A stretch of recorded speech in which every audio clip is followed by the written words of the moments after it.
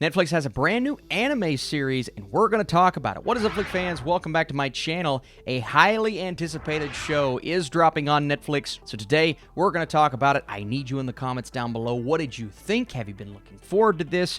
And if you enjoy these reviews, let me know. Drop your thumbs up. And let's get into it. So after encounters with a dragon and a princess on her own mission, a dragon knight becomes embroiled in events larger than he could have ever imagined. And first off, let's start with the cast. I was watching this recognizing the voices, but I couldn't quite put my finger on who each individual character was. And then I see Troy Baker, J.B. Blank, Josh Keaton, Stephanie Jacobson, actors and actresses that I recognize once I figured out who they were. They do an incredible job throughout the show, and they really bring these characters to life. And I say that because, if you didn't know already, this show is based off of a video game called DOTA 2. And it's considered one of the most iconic games to have evolved over the years from a mod into a full-fledged game. And a lot of people have been wondering for a long time, when is this going to get the animation treatment? Or in this case, the anime treatment. And then you bring in someone like Ashley Miller as the producer, who produced works like Fringe, Thor, X-Men First Class.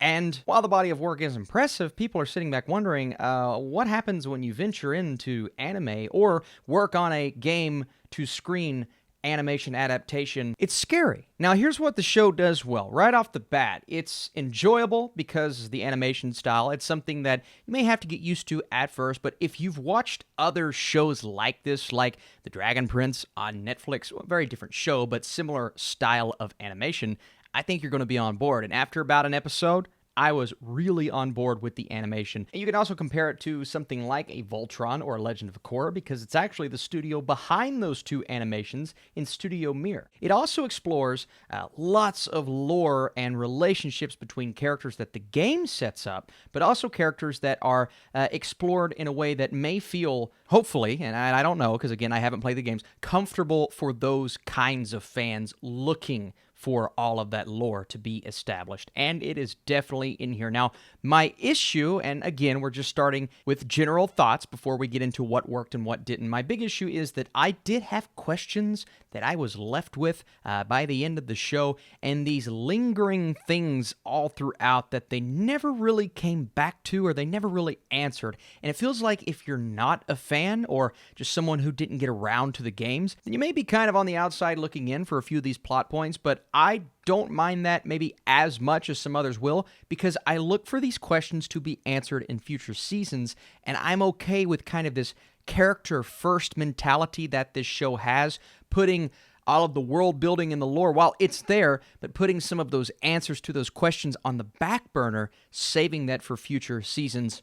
I'm okay with that, because I like the characters, because I found the battles and the action interesting. And again, I think this story is just grand and epic. Netflix does a great job with stories like this, but this show in particular, following our main character, who is renowned as this dragon knight. He's on his journey to find out, essentially, who he is, his own identity. Now, on this adventure, he meets this exiled princess who he recognizes as what they call the Princess of the Moon. So the story really revolves around those two characters, the side characters that come into play. They get a bit of fleshing out. Also, if you're looking for hard R animation, this may be the show for you. We've already talked about Invincible that's coming out on Amazon Prime this weekend. That's an R-rated animated show. This is an R-rated animated show, and they go for it. Yes, there's some quirkiness, there's some humor that's really lighthearted, especially between our two main characters, but the violence and the gore, this is a bloody show, about as bloody as anyone is going to want to see. Now, back to my point about putting the characters at the forefront and not worrying as much about the story. It is definitely an issue that I have. I wish they would have explored this to the level of, a Castlevania, where they really dive deep. Limited episodes in that show, especially the first season, but they dive deep into what fleshes out that world, right?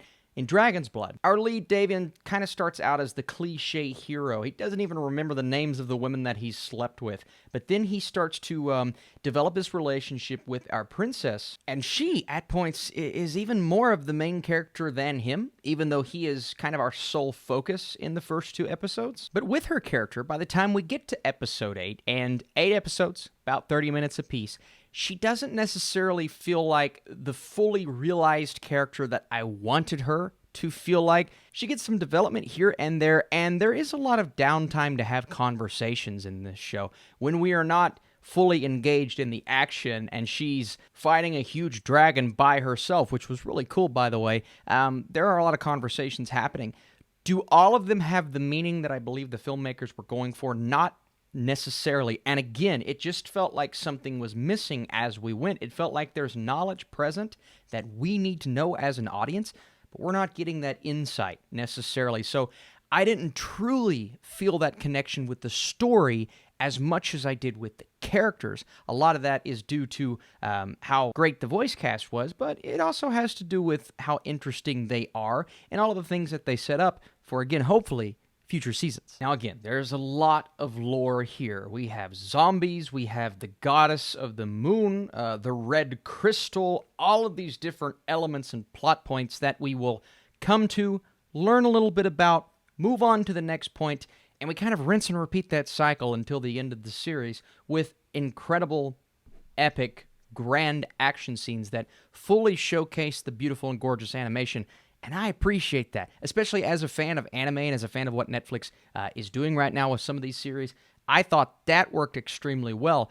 But again, I think we could have used some of that downtime to maybe explore different aspects of this world. And yes, there are conveniences and certain plot devices that bring characters together when they have been separated. I don't mind that as much. It's more so the context of certain situations is what I needed. I actually had to do some research as I was watching. I tried to get on Wikipedia like, all right, what does this word mean? I'm not going to go into spoilers, but I was trying to figure it out as we went. And certain things I got certain answers for. It really helped me out as I was watching, but I shouldn't be having to do that. I'm not asking for exposition within the dialogue. I'm just kind of asking for, a bit more insight for non-video game players. Yuri Lowenthal, who voices Davion, does a fantastic job. You may recognize him from the Spider-Man video game, playing Peter Parker. He's really good. Everyone works. Even a character like Marcy, who doesn't say a word, I actually felt there was a lot within that was showcased through the animation. It's this kind of subtlety that I really enjoy with a show like this that worked extremely well. So a lot of these individual pieces worked. Did it come together to create this fully realized show? Not necessarily in season 1, but I think there is a lot there to expand on and to build on. And I hope, again, I need your guys' insight, I hope video game players really enjoy this series. So before I give you my score, if you guys enjoyed this review, let me know. Please start a conversation down below. Is this one you were looking forward to? Certain ideas, they needed a bit more context to build off of, but the world building and characters make for an entertaining start. I'm going to 70% with my score. Again, I had a good time while watching. I was able to binge all 8 episodes, and they did fly by. So I'm interested to see where it goes, especially kind of where it leaves off. A lot more story to be told. That's all I will say in this video. But I appreciate you guys big time. Let me know, what are you watching on streaming this weekend? What is your favorite Netflix anime? All right, see you soon.